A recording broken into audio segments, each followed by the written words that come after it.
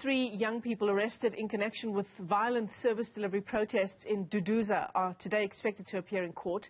Police yesterday refused to release them after they were arrested on Tuesday. Newzroom Afrika's senior reporter Mohlaoli joins us for more on the story. So just for clarity, they were arrested yesterday, Tumaole. But, I actually want to go back to the issues in Duduza, because in preparing for our discussion this morning, I've been doing a bit of research on social media, on the wires. There's a story here on EWN from 5 years ago. Absolutely. Outlining exactly the issues that you were covering there yesterday. And this is exactly what the residents on the ground have also been saying, that even before that, as far as 10 years ago, people were protesting. Some of the protesters say that they were young children watching the protests unfold in front of them as they were going to school, as they were being prevented to go to school, as they are now preventing others from going to work in school over the same issues. So what are the bread and butter issues that people are protesting over? The bread and butter issues are all about water scarcity and the interruptions in water provisions. People are saying that they've been going without water for weeks. They don't understand why. They keep getting the same story, that council is upgrading infrastructure, and yet they don't see the fruits of that infrastructure upgrading. In fact, when I was in the area, when they shut down the main road, you could see a big water tower that's been built, and yet it seems like nothing is happening. This infrastructure could have cost the council and government millions. It looks spanking new. It looks wonderful. It's towering above the community, but nothing's happening. Another issue is the electricity billing system. Residents are up in arms saying that they don't want to be part of a pay-as-you-go billing system. They're saying that Eskom should get its house in order, because if they pay for electricity or not, there are these ongoing power cuts.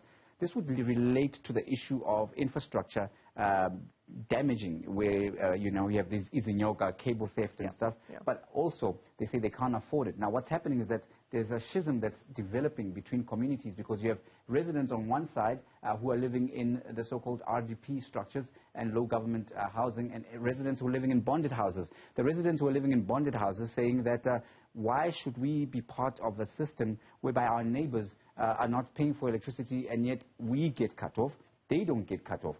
So it's a bit of a he says, she says, pointing fingers, and it's creating a situation where it's untenable. What's uniting the community is that the lack of water is causing them not to be able to conduct everyday activities we take for granted, like cooking, like washing laundry. It's not only Duduza, Michelle.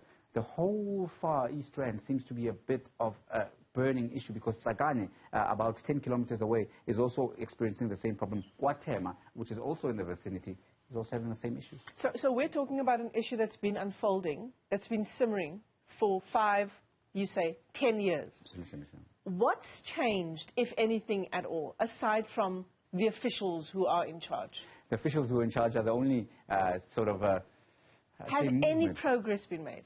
Well, according to the council, they have been making progress in terms of trying to upgrade the infrastructure. I mentioned that water tower and installing new pipes.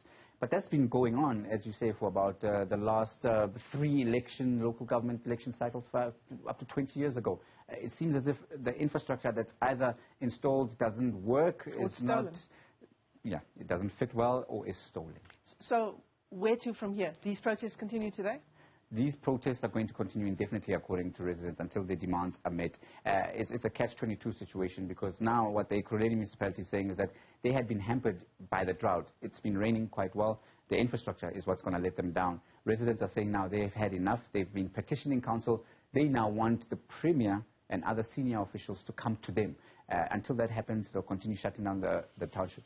Mohlaoli, thanks very much for coming into studio. The East Rand of Gauteng is burning with a whole range of service delivery issues, not only that area in Duduza that Tumaole has been covering this week, but also other neighboring areas, Kwatema, Tsakani included. It's a developing story we're tracking for you here on the program.